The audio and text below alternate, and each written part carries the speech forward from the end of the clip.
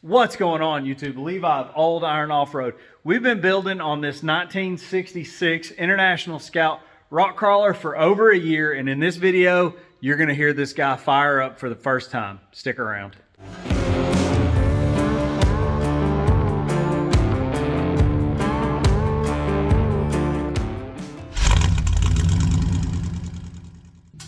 Good morning. So it's a new day out here in the shop. It's actually Saturday and it's a beautiful day. The weather is finally starting to turn. We're getting some spring, actually summer-ish weather. It was almost 80 degrees here yesterday, which is really nice, but I think we've got another cold snap coming. Regardless, today I think we're gonna dig into the brakes on this guy and really push to try to get the brake system at least plumbed, maybe bled out. I think that I can dig through what I've got here and what I have at the shop, and we should have almost everything that we need. Now I'm just kind of sorting through what all was included with this kit, and this is actually all AN conversion stuff for the hard lines, and luckily I do actually have the proper flare for AN stuff. It's actually a different taper. And basically the kit from Wide Open Design actually includes all of these line nuts and the little backing nut to make all that happen. I think the first order of business is going to be get the front end jacked up and get the banjo adapters, which, where'd they go?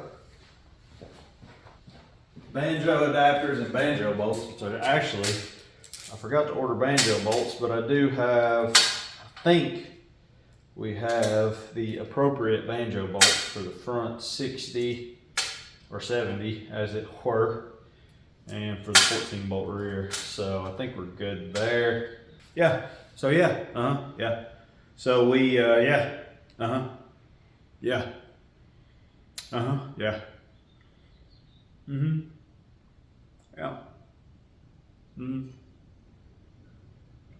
Yeah.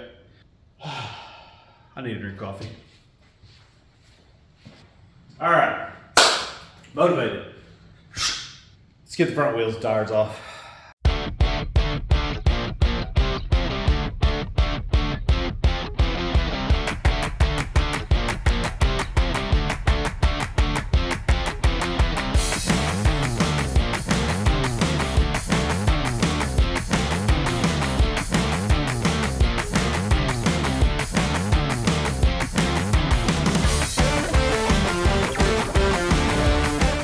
So the first thing I'm going to do is go ahead and put our banjo adapters on, because obviously we know where they go. So we've got this whip, and we're going to set this guy up right here and probably go to the inside of the truss, and we're going to have an AN adapter to coupler, one of these dudes. And probably what I'm going to do is I'm actually going to make a little bracket for these and TIG weld it to it, and actually probably drill and tap the truss so that this guy will basically hard bolt to the truss. Yeah. I'm going to actually have to pull the calipers off of the front and do some clearancing on the knuckles for the banjo bolts. It's actually a pretty common thing on aftermarket knuckles. These things are cast and they really don't know what caliper you're going to use or what brake setup, but you can see, well, I say you can see that caliper is actually digging into the back of that knuckle a little bit, and what that's going to do is that's actually going to limit this caliper's ability to slide, and there is not enough room under this to get a banjo bolt in there because it crashes into the caliper. We're going to mark those guys up, get the knuckle clearance, and then we'll get the banjo bolt bolted to the caliper, and then we can kind of continue on with that. Yeah, sounds easy. We're never going to get brakes on this thing.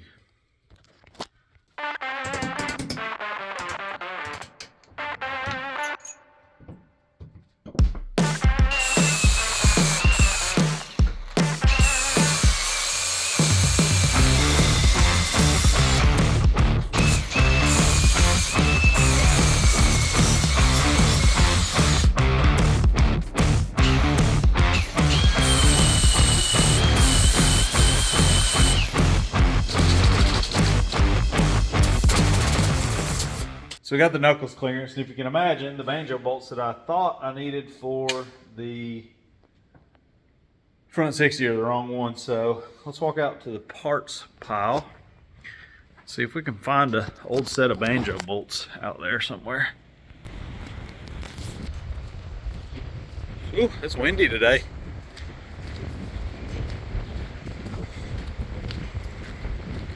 Probably should have brought a wrench with me, but I don't know how optimistic I am that we're gonna have what I need.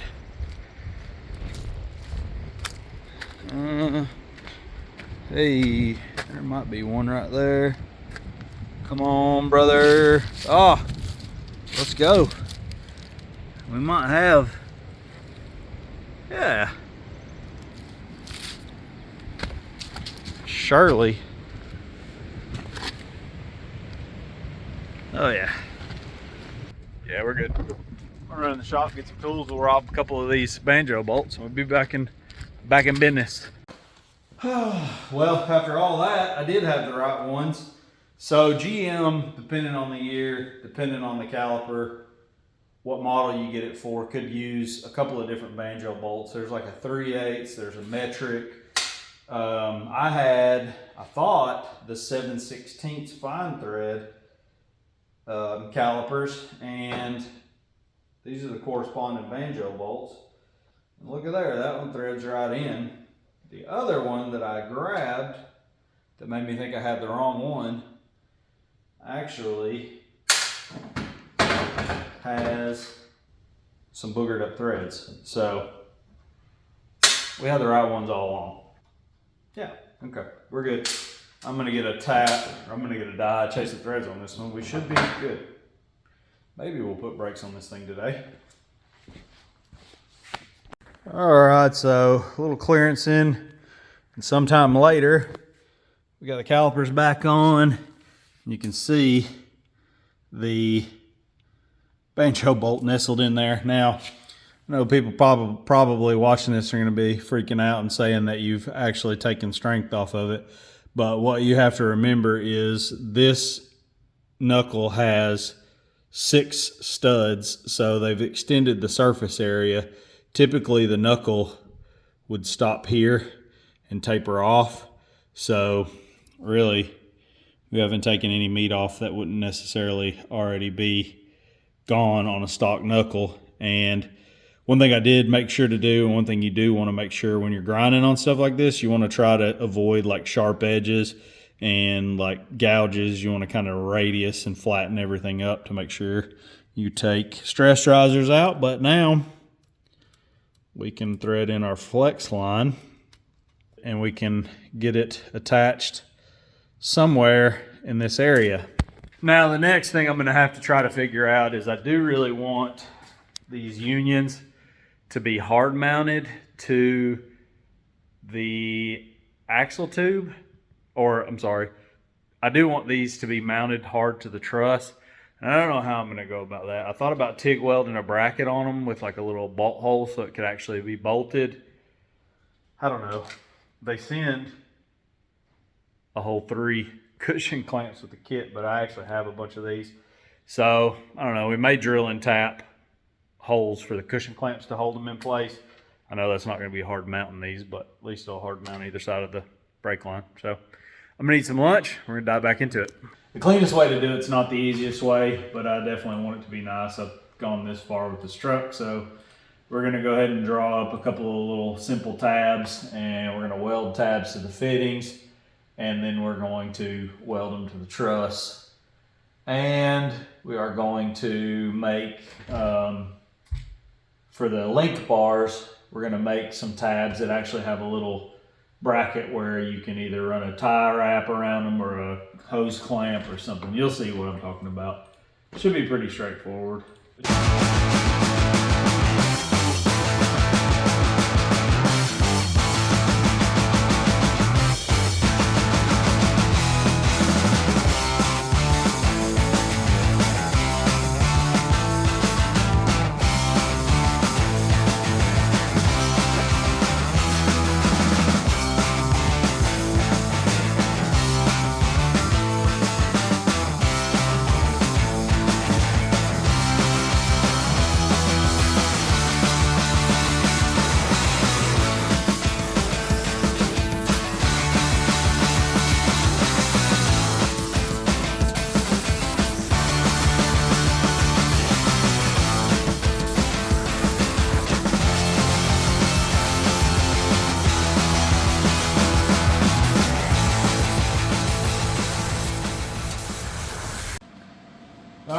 we made it somewhere. So here's the idea. These are going to sit on the link tabs, or on the link bars, and Lord.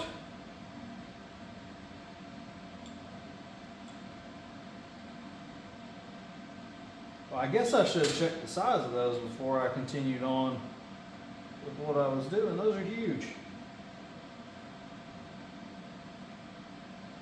And apparently I don't know the difference between a hexagon and an octagon.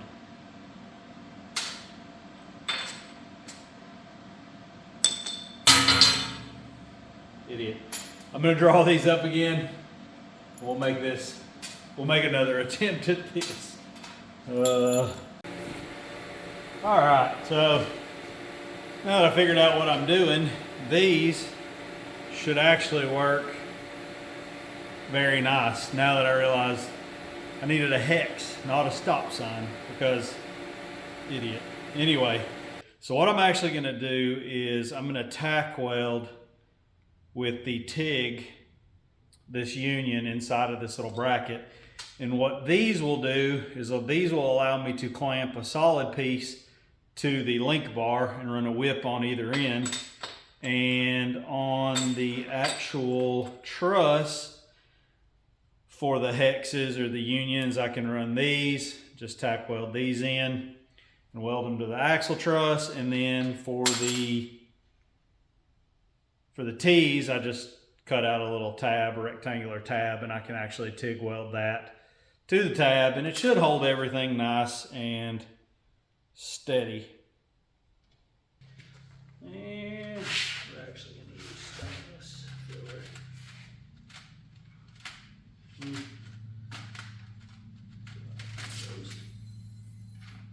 Actually, no, we can paint them. Which, yes. Let's see how bad this blows and spits at us.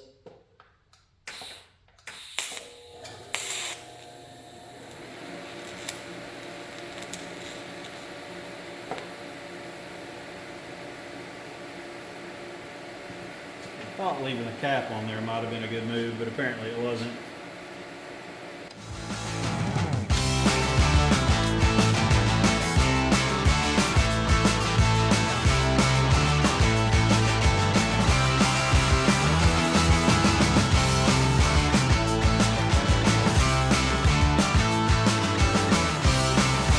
Hey, you still watching?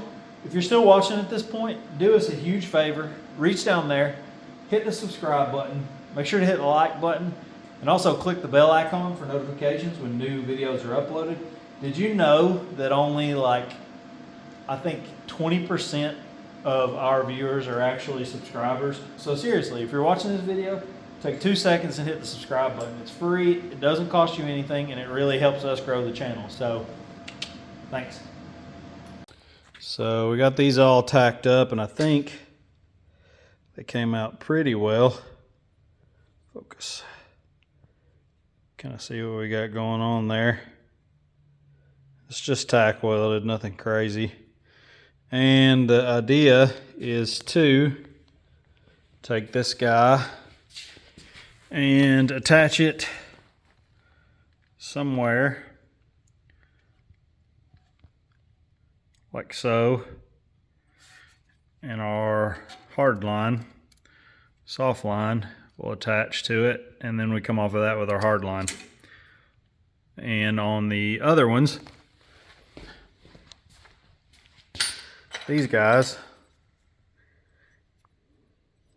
same principle, but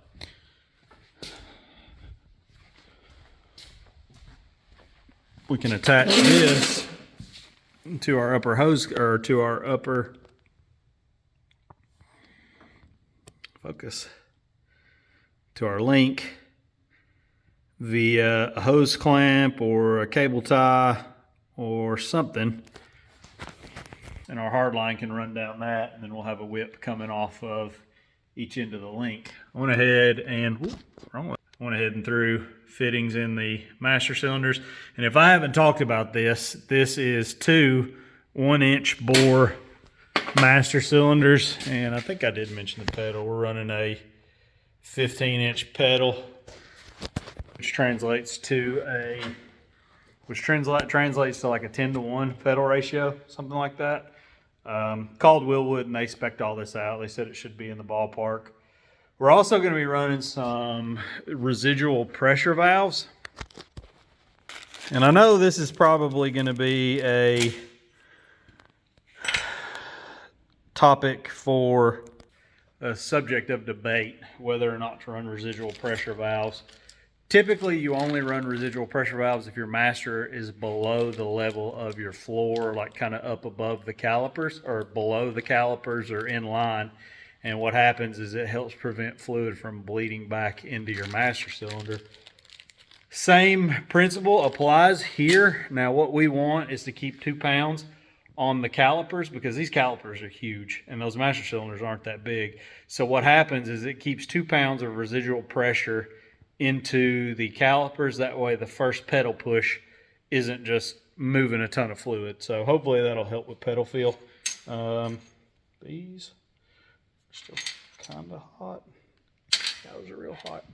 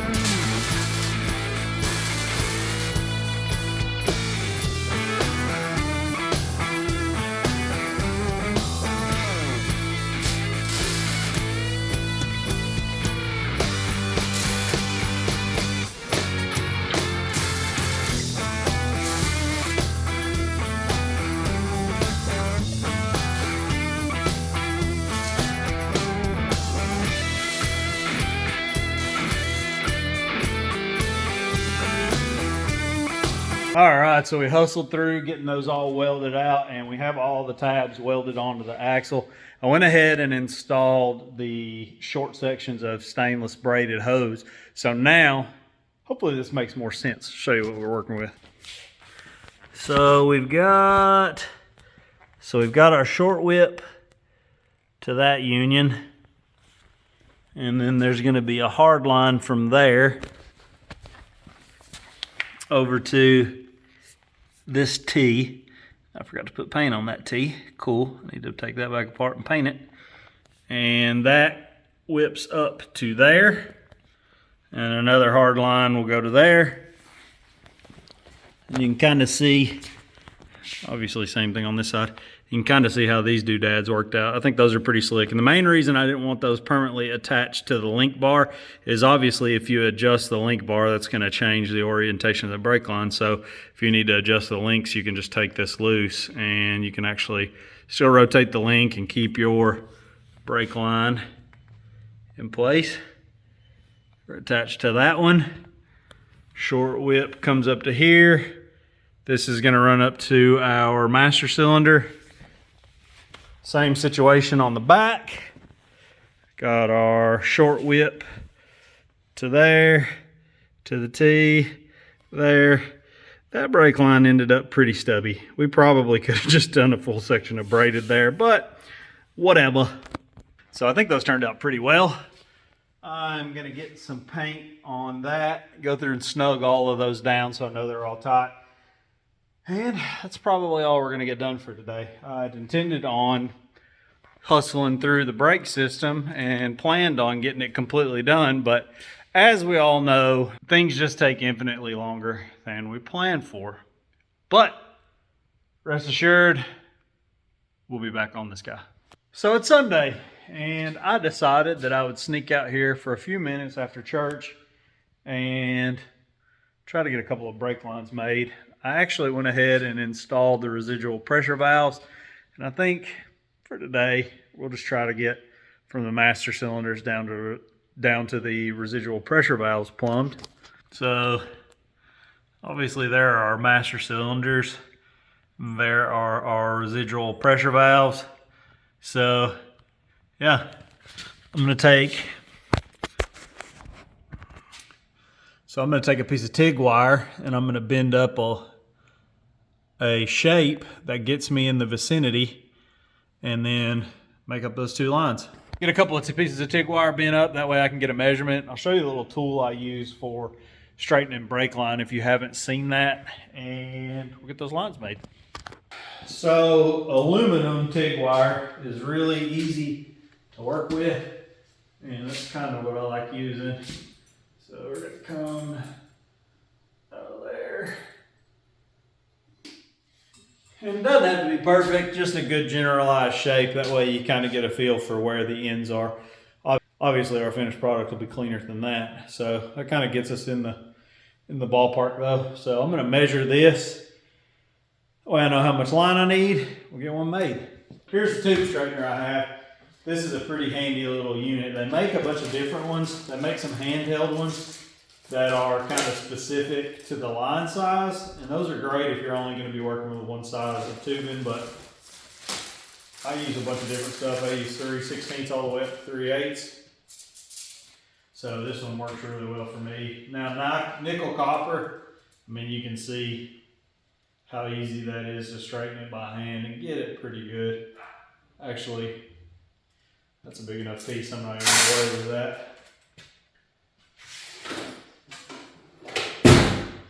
But if you're trying to straighten long sections, that little thing is pretty handy. Nickel copper, one thing I have noticed is you gotta be gentle with the cutter, because if you crank the cutter down really tight, it does tend to flatten the end of the tubing.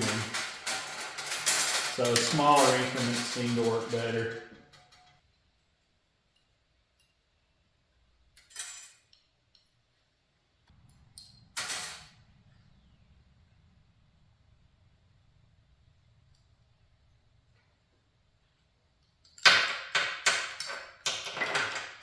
That is the great thing about this nickel copper. It is really super easy to work with.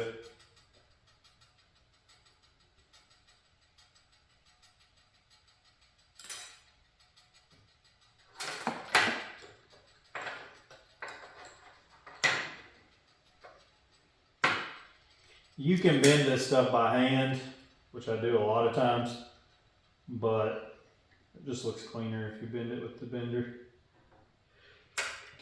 This is a Master Cool universal flaring kit, and it comes, well, there are a couple of different options when you purchase this guy. You can get just the base kit that comes with the tool and just a few dies, or you can get the big boy. I can actually do GM push connect fuel lines, I can do trans cooler lines, I can do metric bubble flares, and obviously AN stuff as well.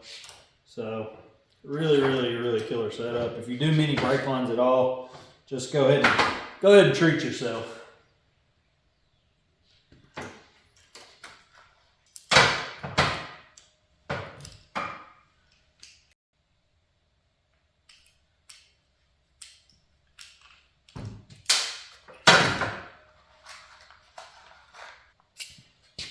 See how well that flare worked out. And the AN stuff, you can actually see it has like a little backing nut inside of this. It's a two-piece deal that supports the back of the flare, and then the nut pulls up on it. Normally I just do inverted flare stuff, but my buddy Daniel actually did all AN stuff on his truck, and I just like the way it worked out. Everything looks really clean. So now if you break something, you can't buy brake lines at the parts store. If your brakes break, you can't buy parts that that's broke. All right, let's see if it fits now, or if it's too short.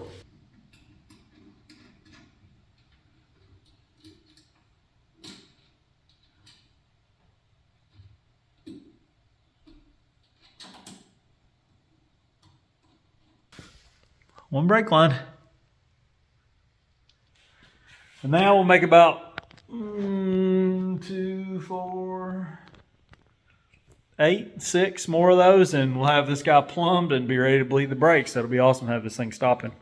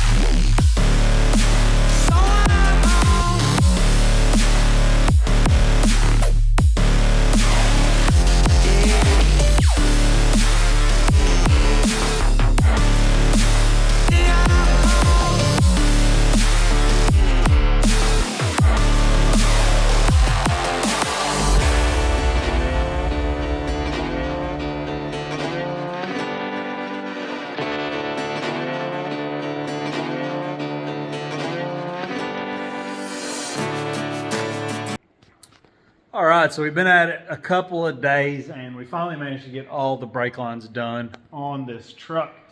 Give you a quick walk through and show you how everything's routed. Pretty happy with how everything's turned out. I like nice, neat, dressed in brake lines. I don't know if I'm gonna add a retainer here or not. I may add another retainer. I mean, it's held at both ends. I don't think it'll be an issue. Just worry about vibration, cracking ends of flares. Got that guy in there. Front. Up and over. Can see everything's, there's a lot of stuff going on in there. It's kind of like art. These turned out really good. So you can see we've got the flex lines on both sides and then our hard line in the center. Same deal in the back.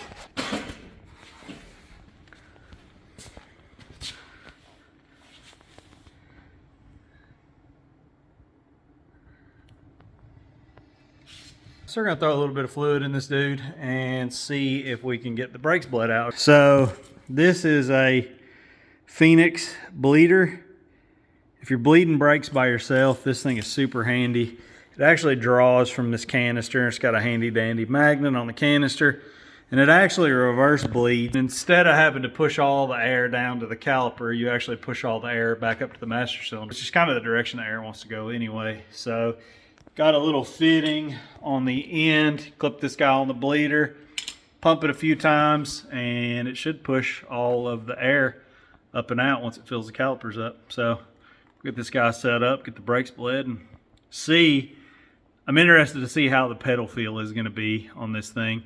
You know, pedal feel, even if you've got good brakes, pedal feel is definitely an important part to me anyway. You know, you don't want the pedal to be mushy even if it stops. So hopefully we've got the pedal ratio right and the master cylinder bore size right, and this thing's going to be happy. So let's get the brakes bled and let's see what let's get the brakes bled and see how it feels.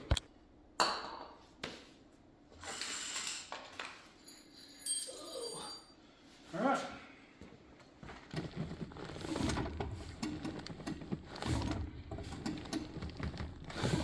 It actually feels very authoritative. Yeah, that actually feels really good. And this pedal box actually, this pedal system actually has an adjustable brake bias, so I can adjust the rod one way and put more pressure to the rear or more pressure to the front to make the fronts kind of activate first or the rears to activate first, depending on what it feels like it needs. But man, pedal feels, it feels good.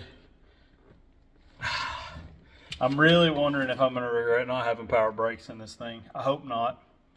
I mean, like already, like standing on it.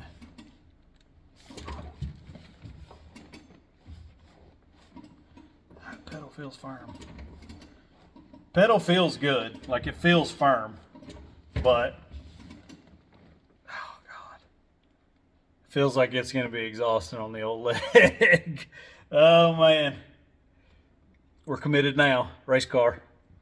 About 5 o'clock, end of the day. I've been trying to knock off a couple hours early every day just so I can kind of get this guy done and out of the shop. There is a show coming up in June, Scout Nationals. I really would like to try to have this thing there. I don't know if I'm going to drive it or if I'm going to haul this or drive Yogi. We're definitely not driving that 6 hours away. Maybe if it was super well tested, I might be dumb enough to try. Otherwise, no. But anyway, we've been hammering on this guy. Get some footage of this. Boy, she getting there. 5.3, 4L60, full resto.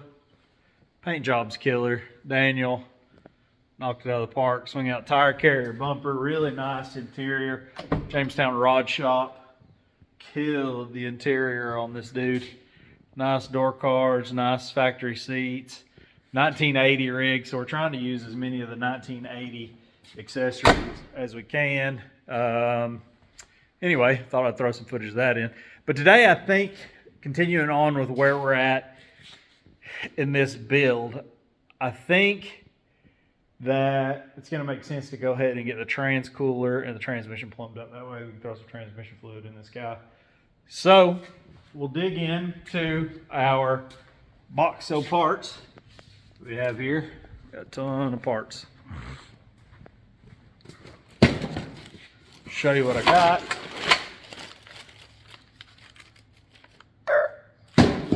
I'm going to put you guys down. We're going to make a bunch of AN lines, get them plumbed in this truck. Nothing super glorious. You've all seen me make AN lines 101 times. So we'll put you down, put it on time lapse, and we're going to rock out on these lines.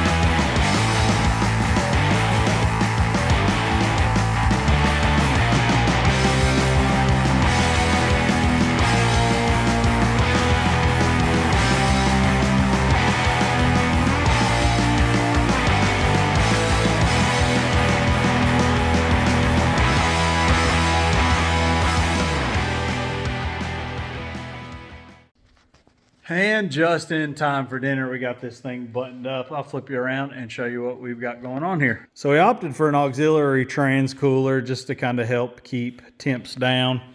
And what we've got going on is cooler lines. The top side is coming out of the trans. That's the hot side. And it trucks along here. Normally I would have picked the straightest route, but I looped that up high back in there just to help me keep it away from anything hot. If I'd have ran straight through there, it'd have been sneaking awful close to this downpipe. So hopefully we've got enough distance there. If not, I can actually move this cushion clamp. I've got enough slack, I can pull it further away, but we've got a good 4 inches away from that heat source. Cushion clamped everything down. Pressure out of the trans goes into the bottom of the radiator, and it comes out of the top. And the reason why you want to do that is that way it doesn't bleed back down and create air bubbles. So push it, you always want to push the out into the bottom of the radiator. And then it's going to come out of the top of the radiator into our auxiliary trans cooler. and then back down. Again, got everything cushion clamped up nice. Came out pretty good. Tried to use some existing stuff to hold everything down. Rock lights, headlight harness. I need to get in there and finish up a bunch of wiring. But yeah, like I said, I'm pretty much working on this thing in the evenings, and it's about 7 o'clock, so I'm gonna call it a night. Go in and grab some dinner. We'll catch you tomorrow. Another day out here in the shop. Got a bunch done on this thing today, but we're not here for that. We're here for this. Went ahead and made a handy dandy little bracket to hold our Volvo relay on. The old hose clamper. Just a good quick way to locate stuff. That came out pretty good. I was gonna go ahead and mount the starter, but I don't have any hardware. So I think the next thing we're gonna do is, in an attempt to prepare for the Holly stuff, I'm gonna go ahead and get our 5-inch digital dash mounted. And the way we're gonna do that is we've got some of these tube mounts from Joe's Racing, and this little bracket snaps into the back of the Holly. So I think I should be able to make it a plate to adapt to this and screw the plate to this. Maybe. We'll figure it out. It actually looks like my life doesn't even have to be that complicated. So I think we can actually step these holes out. And we can basically just screw this little bracket straight into this and use 2 of them, which is a little overkill. But yeah, that'll work. We'll do that.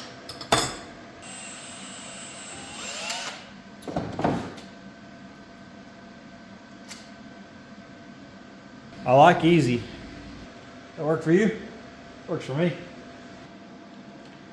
Now we just got to figure out where exactly we really want this thing at. Oh, you're an idiot. These are 2-inch tube mounts. That's 1.75 inches. This is 2-inch. I wonder if we could run it horizontal. That's what we're gonna do. Just shifting gears, boys. You just gotta make it work. All right, new game plan. It's going right here horizontally. Boom, right in the corner of the dash. Final answer.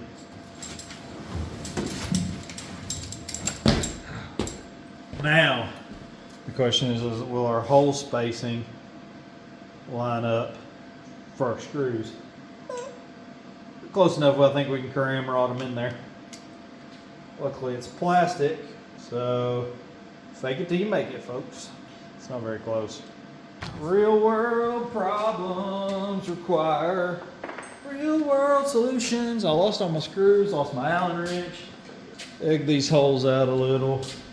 Always compromises and solutions. So we need to twist this up. I don't know how this thing's gonna like twisting. So yeah, it'll either twist or break. Some aluminum is okay with twisting, and some is not. My issue and what I'm afraid is with these holes drilled in it, it's weakened it. And it's probably gonna try to tear. I don't know where those holes are, but we're gonna nail it and see what happens.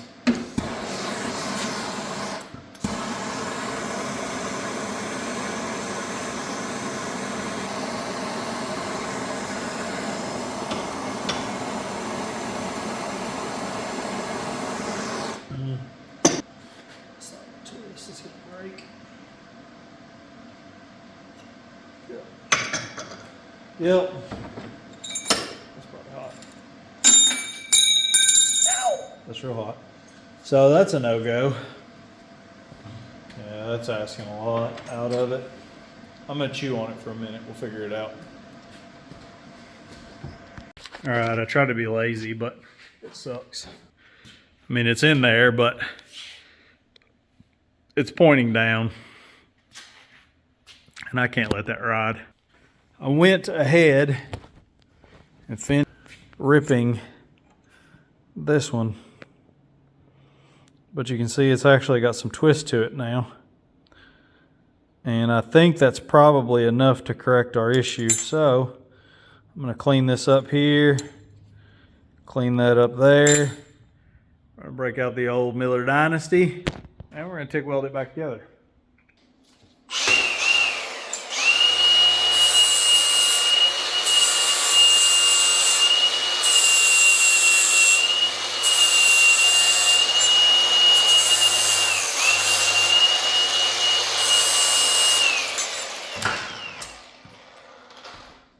Try to get all the anodizing off of it, because if I don't, it's not going to be very forgiving. See if we can make this happen without completely destroying it.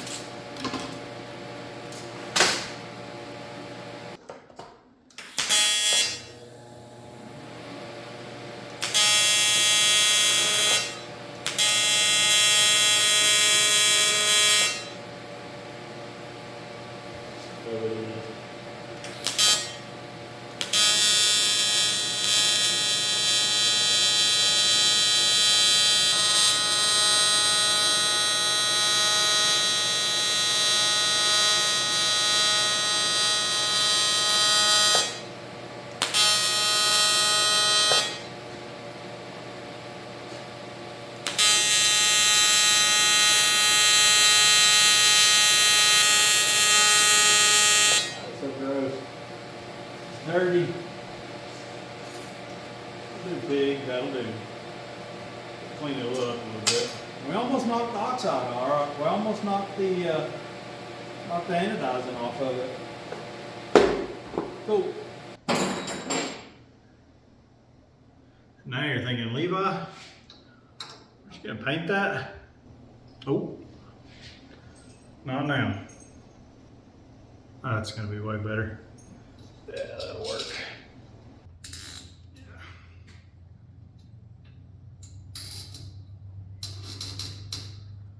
Way more better.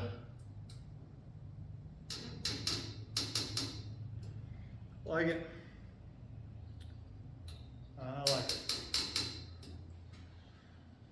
All right, one more piece of the puzzle. Jump in here and get my eyeball on it and see what it looks like.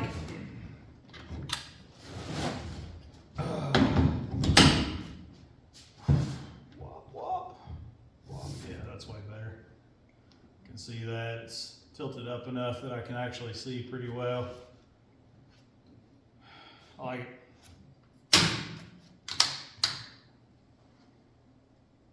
What's going on, everybody? So it is another day here in the shop. So thinking back to where we left off, we'd actually buttoned up the brakes on this guy.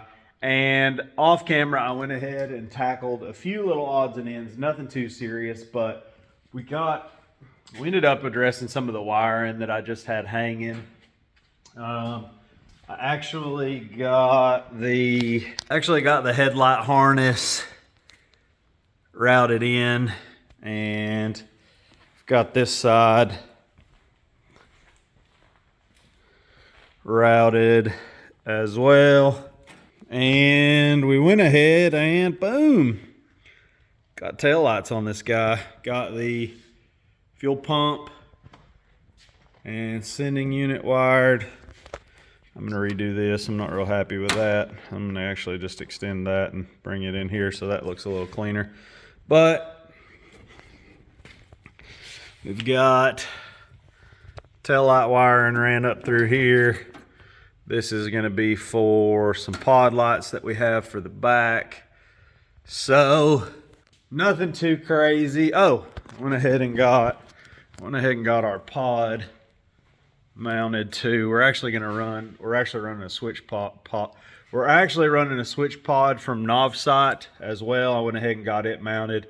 And all the miscellaneous wiring that was left hanging in the dash, I wanted to get it all buttoned up in preparation for what we're going to be doing today, which I'll get to in just a second. But you can see here, we've got our pod. This is front lights, transmission lockup, rear lights, and underglow, which are our rock lights that we're going to be running. I'll run down here to a solid state relay that's just nice and clean.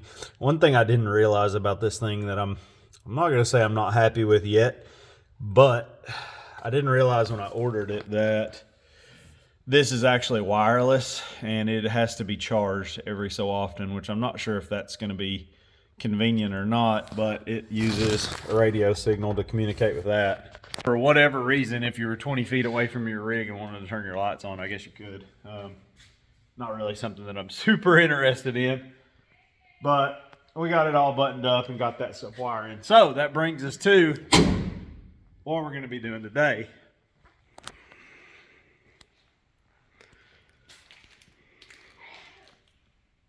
And if I haven't shown you, we are going to be putting our battery in the fuel tank well.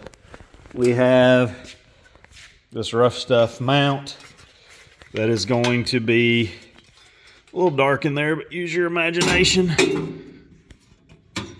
It's going to go like that, and it's actually going to clamp to that bar for the cage tie-in. Two reasons I like to do that. One is to keep the battery weight low. That battery weighs almost 50 pounds, and we're slowly running out of room in this engine compartment, believe it or not. So just seemed like a logical place to put it. So today, yeah, let's just do it. Let's get the Terminator. First things, I think the first step of this process is going to be to mount the Terminator X. And if you notice, I do have another relay and another fuse. We are going to build our own harness and our own relay that will power our coil and our ignition system as well. I think the first piece of the puzzle is to get this guy mounted, and I think I've already got a spot picked out for it, so let's go ahead and get that guy mounted up. Making headway. We've got this harness ran, it's going to dress in there. Obviously we've got to address this. We've got our battery power that is actually routed. We'll clean all that up. Working on it slowly. No sense in boring you guys with you watching me run wires, but we actually have everything kind of hooked up. Coolant temp sensor's plugged in. Fuel pump wiring is routed. I've got to tie that together. O2 sensor is in. Gonna spend some time cleaning this stuff up. It's amazing how small this engine compartment got with just a 4.3 and a turbo sitting in this guy and starting to pack all this electronics and stuff in there. Flip you around and give you a shot of overall engine compartment. I mean, there is a lot going on between this guy, all the intake piping, charge air, radiata, fanage. We got plenty of room. Engine is setting pretty far back and low. Should have a nice center of gravity. Yeah, I'm gonna put you guys down. I'm gonna keep poking. We'll see you in a few. All right, another day out here in the shop. The time ended up going ahead and throwing some paint on the battery box and got that guy mounted in there. Rough Stuff mount from Rough Stuff Specialties, Odyssey battery, and I've mounted our junction box. I've actually shifted gears a little bit. I'd intended on running the Holley stuff to a dedicated circuit in the junction box, but I think there's actually enough of it to run directly back to the battery. So I think for now what I'm going to do is I'm going to get some measurements on some battery cables, get some 3/0 cut, and we'll at least get those two front drops in. I'm pretty sure I've got enough 1/0 to run to the starter. I think I've got enough supplies to do all of the battery cables. Ground. We're just going to run, I think I'm going to do 3/0 on the ground, and what I'm going to do is I'll actually do is clean a spot off on the chassis and weld a bolt to the chassis and use it for a junction point. That way the chassis is grounded and it'll be real easy to tie in grounds wherever I want to. Lots of dedicated grounds are never a bad thing. So let's get some battery cable measured and let's get some battery cables made.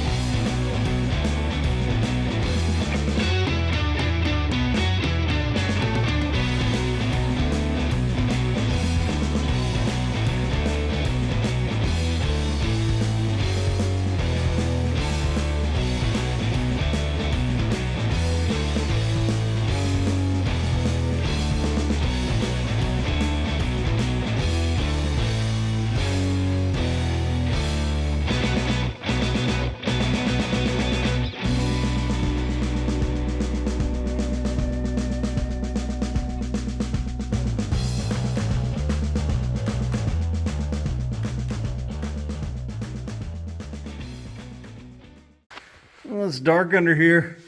It's scary, but we're getting there. Positive and ground, and I actually changed up how I was planning on wiring this a little bit. You can't see anything. They run down to there, and we've got our junction box, and I'm actually going to tie a piece of copper bus bar between these two lugs because these 3/0 cables were too big for multiple connections. So that's how that's going to work out. Got a ground post welded to the chassis, and we're actually going to be able to come off of that. That's 3/0 feeding off the chassis. This is our 1/0 feed to the starter, 3/0 feeding to the battery. Basically, we're just going to let this 3/0 feed the starter, and we'll have a 1/0 coming off of that to the winch. We've also got our main power feed routed in to the starter. And if you can't tell, I like these cushion clamps.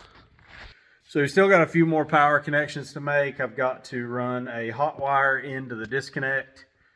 I've got to wire the alternator, and I've got to run a ground to the case from the I have to run an engine ground. I'm probably going to run it to the back of the tranny.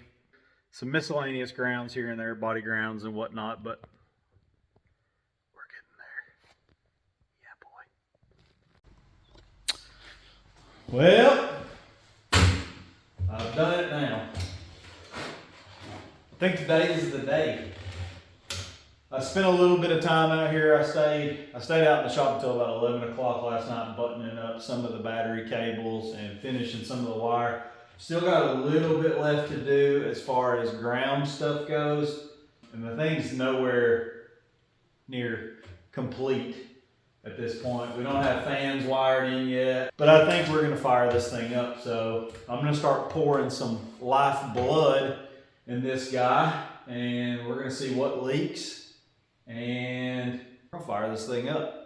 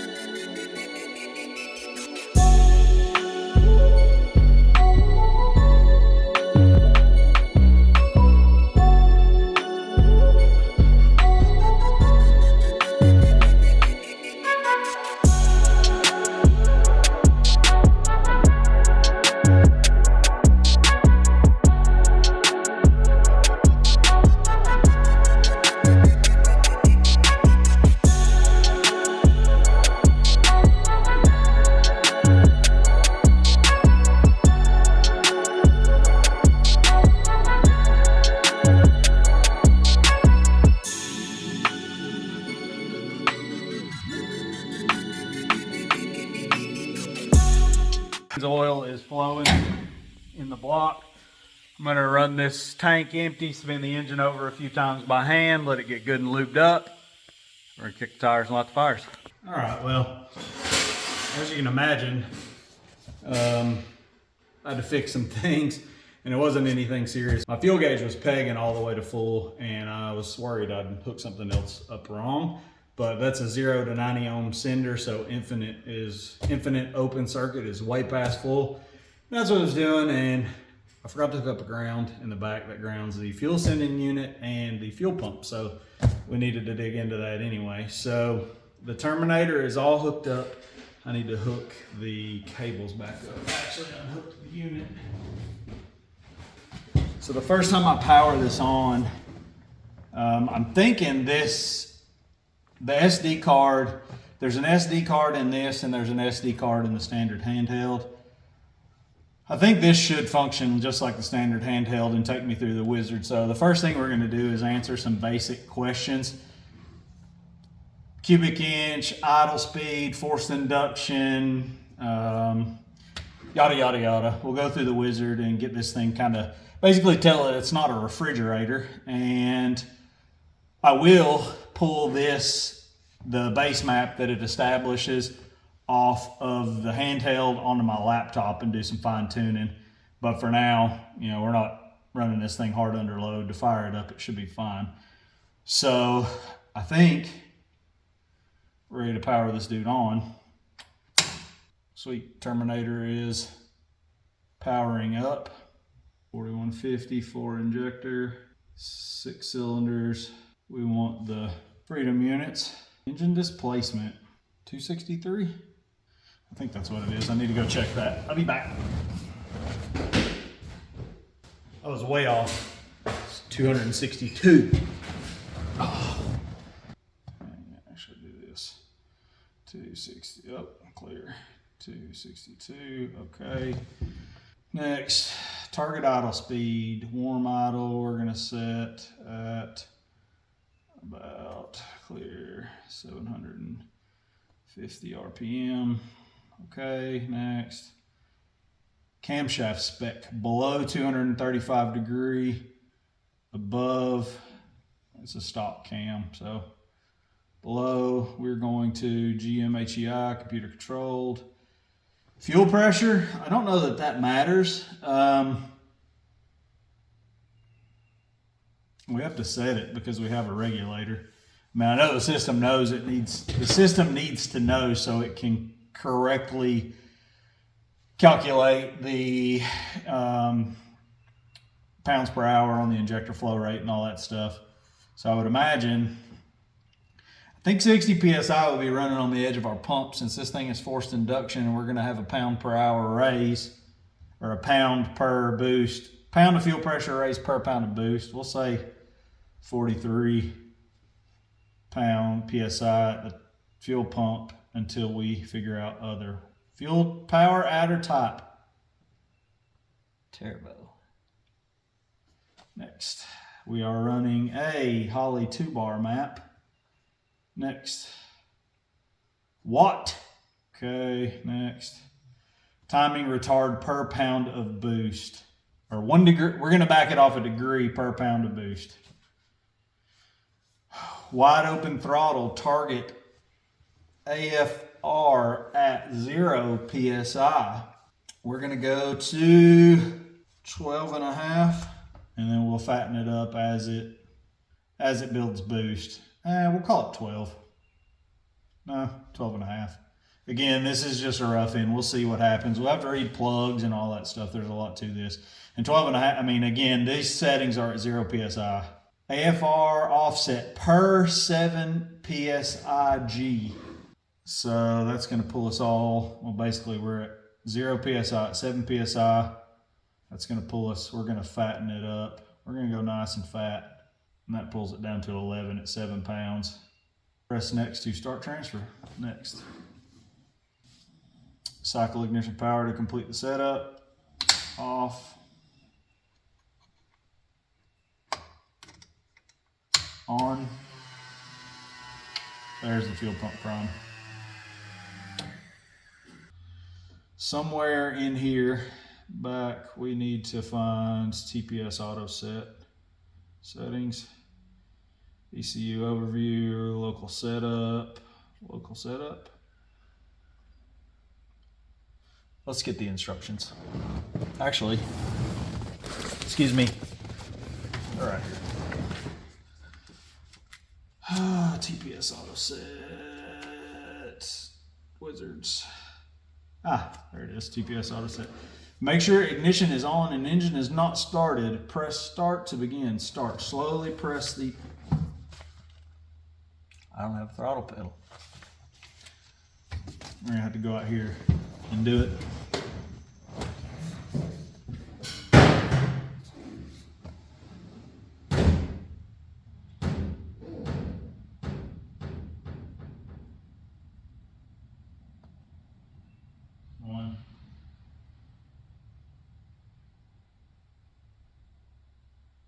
2.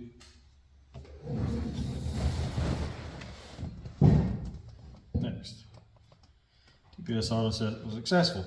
Cool, close. All right, TPS auto set has been done. Monitors, let's see, I think we can add, yeah, there we go, edit. Channel RPM, enable, edit gauge range, default, cancel, channel RPM, enable, edit. We want that one to read fuel, pressure, fuel, afterstart enrichment, injector pulse width, coolant, air temp, AFR, CL closed loop comp, CL status, fuel economy, should be fuel pressure, fuel flow, fuel economy, map, TPS target lambda, afterstart enrichment, after temp, air fuel, AFR closed loop comp, coolant, sensor, there, that's what we want, fuel pressure. Okay, 0 to 100 PSI, okay. Yeah, now let's cycle the key and we'll see what kind of fuel pressure we build.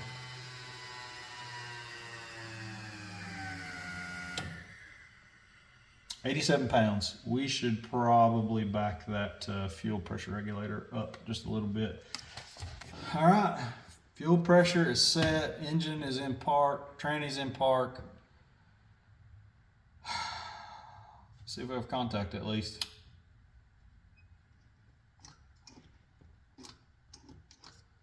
No. Why? That's no fun. Okay, let's look into that. You're here real time with me, whether you like it or not. There's no camera magic. This just be what it be.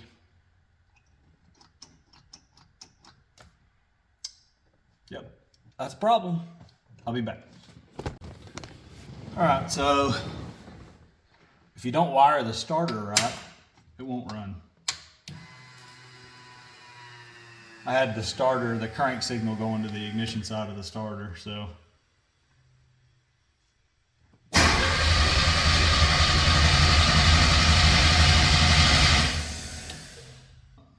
That's okay. It's cranking over. I don't know if we're getting fuel or spark for that matter.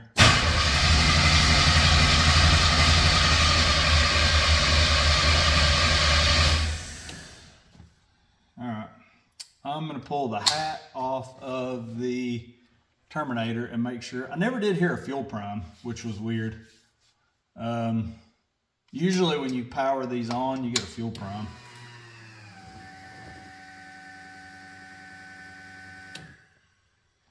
Now, I'm gonna take a look at that. Let's see, tuning, basic fuel, fuel prime, enabled. Yeah, I never heard of fuel prime. Well, we're gonna dig into that next. See if we're getting fuel. All right, so before I get too deep in the weeds, I wanna look and see. I pulled the hat off of the throttle body and yeah, IEC's at 76.2. We've got fuel. I opened the throttle blades just a little bit to see if that was possibly the issue. And I also want to see now that I've got the throttle body open if I am actually getting fuel prime. I know we were getting fuel during cranking because the throttle bores are wet. Oh yeah, no, we're definitely getting fuel prime. Entirely possible it is just flooded.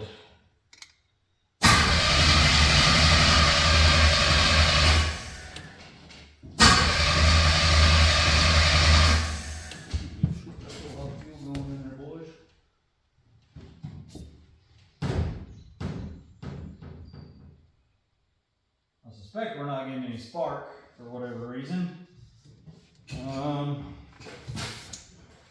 Because we're definitely getting plenty of fuel. And honestly, the amount of fuel is a little alarming. I am going to unplug the fuel pump, crank this thing over, try to clear it out.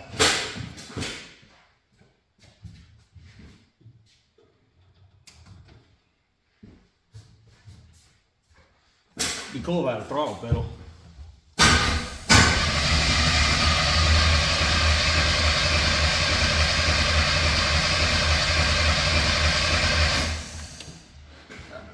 Well, I guess we need to dig in and see why we're not getting spark. So,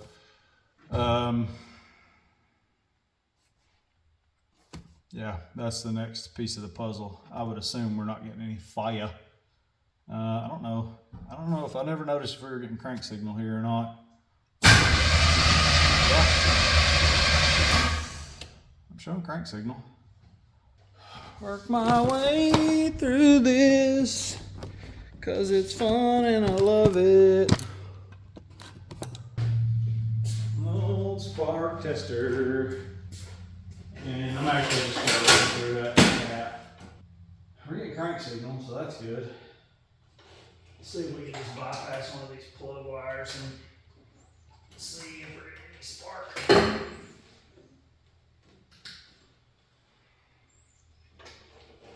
I should be able to see this from inside of the cab.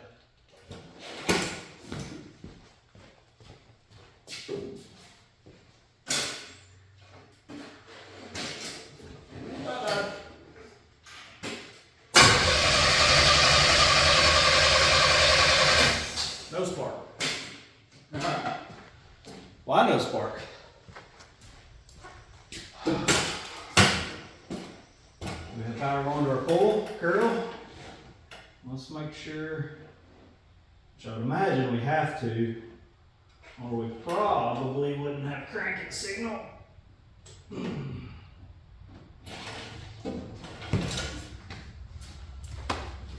What's this thing?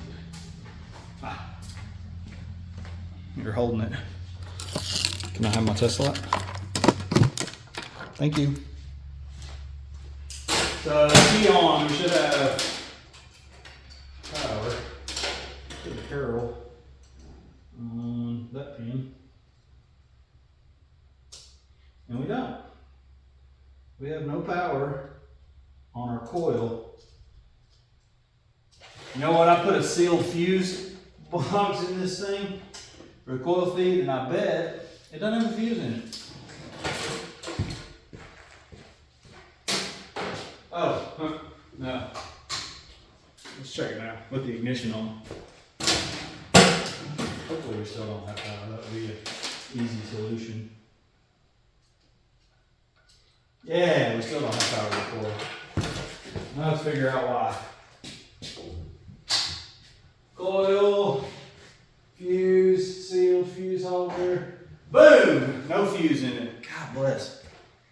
An idiot. Idiot. Idiot.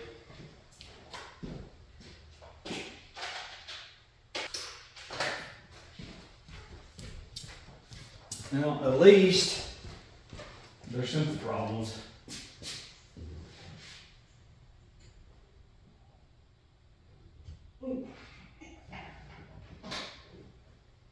All right, now we're doing something. Let's try it again. I'm going to go ahead and pull my spark tester off because I'm pretty confident with the fire now. It's weird that we had tap signal. I guess it makes sense because the rotor in the ignition module is actually creating AC voltage, I believe. So that's our crank feedback. But we didn't have any coil power, so it couldn't discharge the coil ever.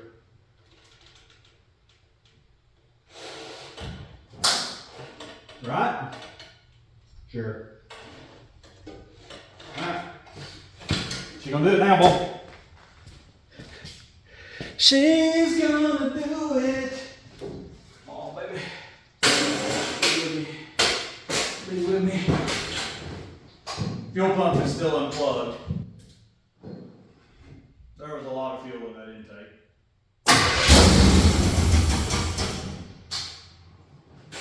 Let's go! Oh man.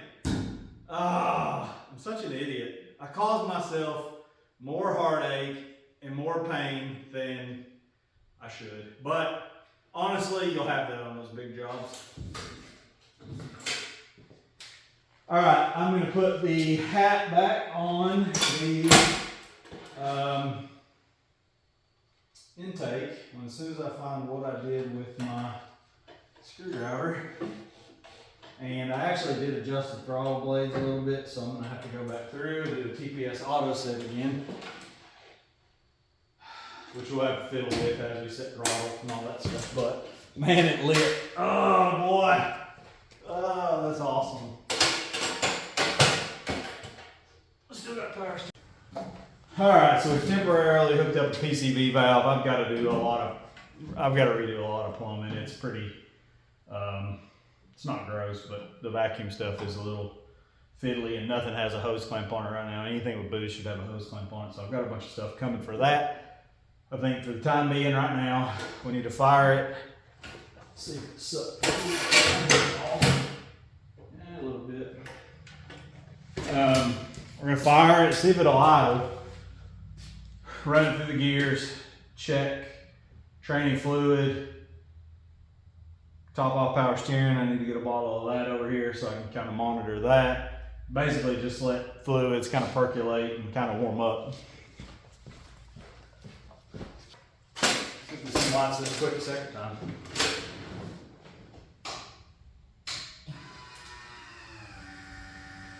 I'm going to do a TPS auto set again. TPS auto set. Ignition on. Start. Whack the throttle all the way to the floor. Slowly. 1, 2. Next. TPS was successful. Closed. Monitor. Contact.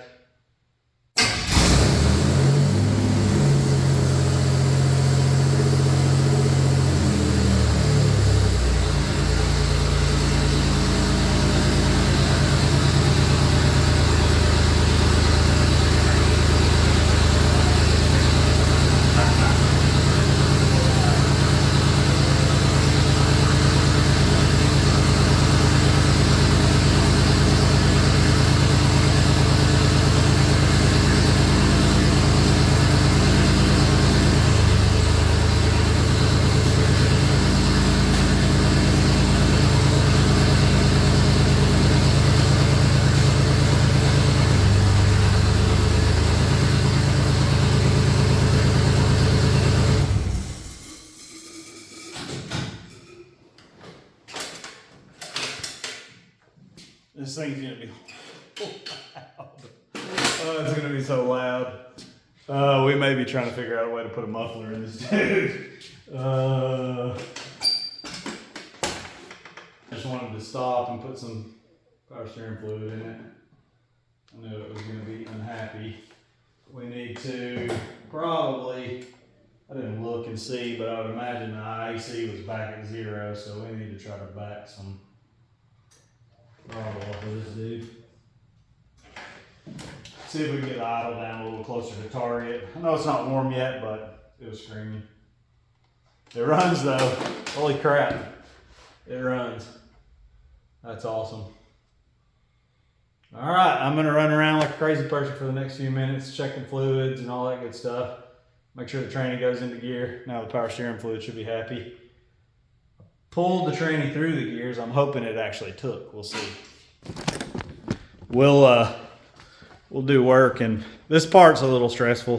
There's no need in you guys watching me scramble around like a crazy man. We'll get some stuff done, and we'll check back in with you in a second.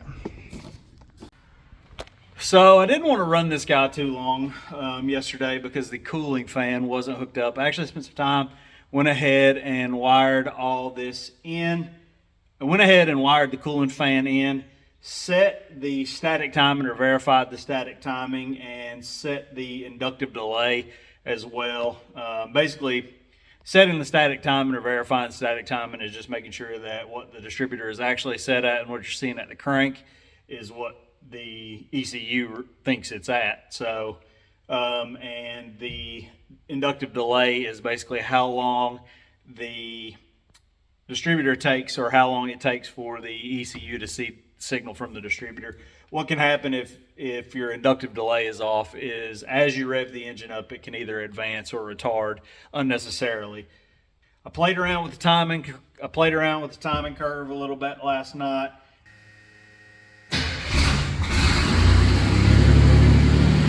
Yeah, boy.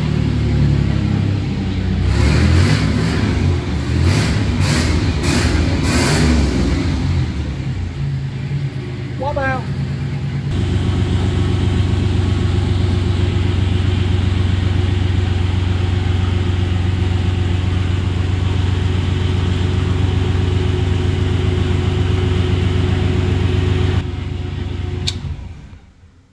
Feeling pretty good about that. Still a lot of things left to do, some things to figure out, but overall, we're banging on the right doors. I attempted to install a throttle pedal today, and it is the cheapest piece of crap. Like, I'm going to throw it away. Luckily, I think all our brackets and our cables still work, but if you see a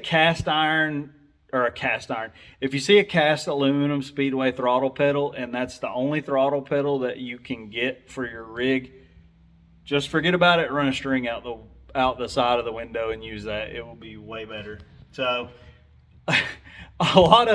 still a lot of things to do. I've got to tidy up some vacuum hoses, put a hood on it. I mean, we've still got plenty to do on this guy, but overall we set out to get this guy running before the end of this video, and we accomplished that, and I'm stoked.